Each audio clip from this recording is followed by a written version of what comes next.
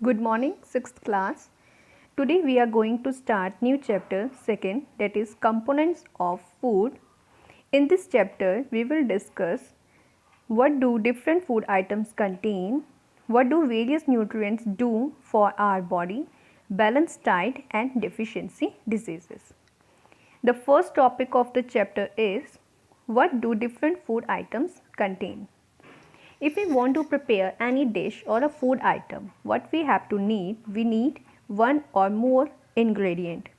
Ingredient are the components which are required to prepare any food item or a dish. It can be any plant product or it can be any animal product. Whenever we are preparing any dish, it containing different type of ingredient, and that ingredient can be a form of carbohydrate, proteins, fats, vitamins, minerals, dietary fibers, water, which are also needed by our body. Next topic after this, that is we can test by some method. If we want to test that our food item contain carbohydrates, so we need some requirement: solutions of iodine, copper sulfate, caustic soda, few test tubes and a dropper. Let's check out carbohydrate. If we want to check carbohydrate, then we need these type of requirements. A dilute solution of iodine can be prepared by adding a few drops of tincture iodine to a test tube half filled with a water.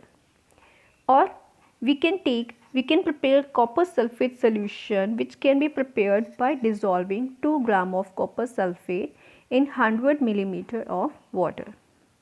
Third one, 10 gram of caustic soda dissolved in 100 ml of water makes the required solution of caustic soda. Next topic is carbohydrate. The properties of carbohydrate is it is a high source of energy. Carbohydrate, that's why it is also known as energy giving foods. The sources of carbohydrate is sugar and starch. Sugar like simple sugar, glucose, we can get it from honey, fruits, table sugar. These type of carbohydrates directly mix in blood and gives us instant energy. This is the reason we call carbohydrate energy giving food. Second source is starch. It is a complex sugar which we can get from corn, potato, wheat, rice. When we eat this kind of food, then our digestive system break complex sugar into simple form, and later on it directly mixes in our blood and gives us instant energy. If we want to test starch, what we need some small quantity of a food item. We need 2-3 drops of iodine solution. In a food item, we have to put 2 or 3 drops of dilute iodine solution. If the food component or item change into a blue-black color, it indicates or it shows that our food item contain starch. Next one is protein. Proteins are often called bodybuilding foods. Why we call it bodybuilding food? Because it helps to build our muscles of muscle formation and make them strong. Proteins are needed for the growth and repair of our body. Proteins are very helpful to develop the body muscles and for the repair of our body tissues. The sources of proteins are plant sources, gram, peas, moong, tur dal, beans and soya bean. Animal products are meat, fish, paneer, milk and eggs. Next topic is test for protein. Take a food item, then you need to make a paste. Take a clean test tube. Third step is add 10 drops of water to it and shake the test tube. The first three steps are, first one is we need a food item, any food item, and later on we have to make the paste of it and put that paste in a clean test tube. After this, we have to add 3 drops of water to it and we have to shake it properly. The fourth step is, using a dropper, add 2 drops of solution copper sulfate and then 10 drops of solution of caustic soda. In this picture you can see a student is performing experiment by making a paste of food item and adding 10 drops of water, and after that copper sulfate, and at last caustic soda. The fifth step is, shake well and let the test tube stand for few minutes. After that, after some time, what we will observe that a violet color indicates presence of protein in the food item. If that food item contain protein, it will give a violet color, and the violet color shows that the food item contain protein. Third one topic is fat. We can say fat contain oil. The function of fat is it help in lubrication, and fats, they are also known as energy giving foods. Types are, it can be saturated or it can be unsaturated. Saturated fat are those which are available at room temperature like ghee and butter, which are available in room temperature like ghee and butter.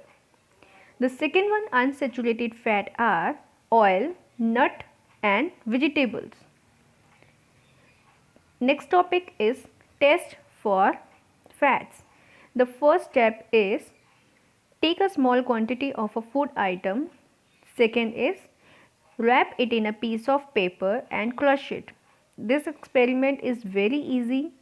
Like in the first step, you can take any food item in which you think that fat is present. You have to put that food item on a piece of paper and you have to crush it. The paper, you have to crush it.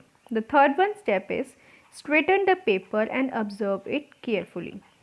What you have to do, you have to make the paper in a straight fashion and you have to observe the oil patches on it.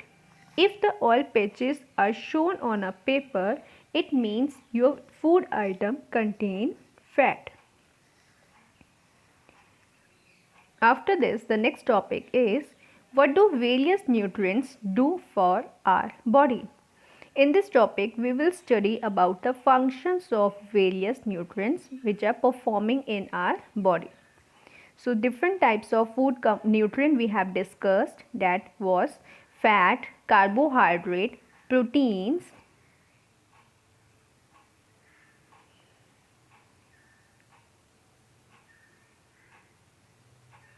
next one topic is vitamins. Vitamins help in protecting our body against diseases. Vitamins also help in keeping our eyes, bones, teeth and gum healthy. Vitamins are of different kinds, known by different names. Like some of the examples are mentioned here: vitamin A, vitamin C, vitamin D, E and K. There is also a group of vitamins called vitamin B complex. Our body needs all types of vitamin in a small quantity. This you have to notice that vitamin should be taken in a small amount. We can take it in a small amount and the function they play in a equal manner. Vitamin A keeps our skin and eyes healthy, and the vitamin C which help to fight against diseases. Vitamin D, it helps our body to use calcium for bones and teeth. The types of vitamins are fat soluble and non-soluble. After this, the next topic is minerals. Minerals are needed by our body in a small amount. Same like vitamins, minerals are also needed in a small amount, but they can perform the functions very well Each one is essential for proper growth of body and to maintain good health. Sources of minerals, like if we want to take iodine, so we can take ginger. Some sources of phosphorus are milk and banana. Sources of iron is spinach and apple. Sources of calcium is egg and milk. Types of minerals, there are two types, macro minerals and trace minerals. Macro minerals are those which are required in a bulk amount for our body, and trace minerals are those which are required in a very less amount. Next topic is dietary fibers and water. Dietary fibers are also known as roughage.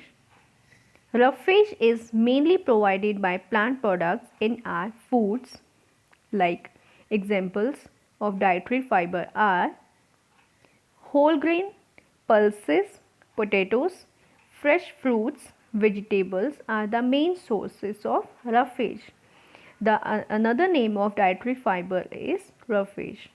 Roughage does not provide any nutrient to our body. So the question arises over here that why we are taking the dietary fibers if they are not providing any nutrient. The answer is it helps our body to get rid of undigested food. Whatever food we are taking, the whole food component is not digested. Some of the food items are undigested. So to get rid of that undigested food, we need roughage and water so that material can be easily thrown from our body. Water helps our body to absorb nutrients from food. It also helps in throwing out some waste from body as urine and sweat. Next topic is balanced diet. Balanced diet is that type of diet in which all the nutrients are taken in a proper manner or in a proper proportion. Not too much one of one and not too little of the other. The diet should also contain a good amount of roughage and water. Such kind of diet is known as balanced diet. Eating the right kind of food is not enough. It should also be cooked properly so that its nutrients are not lost. Balanced diet is okay, but the another thing is that if we are not eating the food in a proper manner, it will affect our body. And the second thing is that the food should be cooked properly also. Otherwise, the nutrients which we want to take, that nutrients are lost. If the vegetables and fruits are washed after cutting or peeling them, it may result in the loss of some vitamins. Similarly, repeated washing of the rice and pulses may remove some of the vitamins and minerals which are present in them. Vitamin C get easily destroyed by heat during cooking.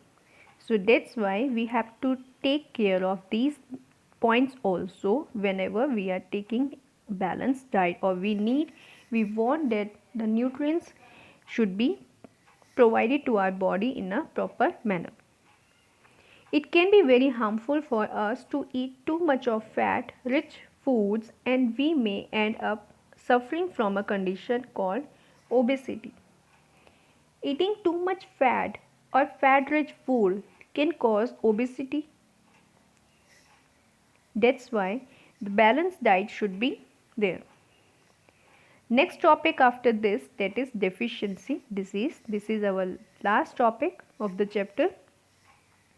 So what do you mean by deficiency disease? Deficiency disease are those type of diseases which are caused due to any deficiency or lackness of nutrient.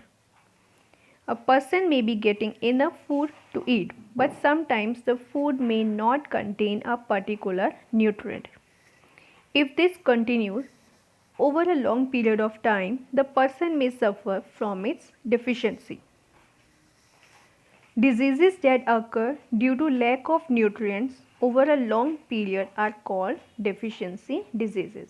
As I mentioned earlier, deficiency diseases are those which are caused due to lack or deficiency of a particular nutrient. Proteins, he or she is likely to have stunted growth. If a person having a protein deficiency, then the symptom appear is stunted growth, swelling of face, discoloration of hair, skin diseases and diarrhea. If a person having a carbohydrate and protein deficiency for a long period of time, the growth may stop completely. Such a person becomes very weak, very lean and thin, and so weak that he or she may not even be able to move. So protein deficiency cause a different kind of effect on the body symptoms, and carbohydrate and protein symptoms are little bit different. All deficiency diseases can be prevented by taking a balanced diet. So the solution is, if we are taking a diet in a balanced form, the deficiency diseases can be easily prevented. Last one topic, the table is shown here. In this table, we will discuss vitamins or minerals and their deficiency or disorder which are caused in the body and the symptoms. Vitamin A, if the person is suffering from vitamin A deficiency, then the disease or the symptom occur in body, that is loss of vision, and the symptoms poor vision, loss of vision in darkness which we call night blindness, sometimes complete loss of vision. Vitamin B, it causes a disease that is beriberi. In this disease, symptoms occur that is weak muscles and a very little energy to do work. Vitamin C deficiency cause disease scurvy, and the symptoms of the disease is bleeding gums. Wounds take longer time to heal. In this disease, if a person having any cut or wound, it will take time to recover or to heal. Next one is vitamin D. If a person is suffering from vitamin D deficiency, then the disease causes rickets, and the symptom of the disease is bones become soft and bent. Calcium, in this case deficiency occur, that is bone and tooth decay. Symptoms are weak bones, tooth decay. Next one is iodine. In this case, the disease occur, that is goiter, and the symptoms, if the person having goiter, glands in the neck appear swollen. Mental disability in children. In some cases, if the disease occur in a children, in a small kids, then it can affect its mental ability also. The child can be mentally retarded. Last one, mineral, is iron. The disease which occur due to the deficiency of iron is anemia, and the symptoms is weakness.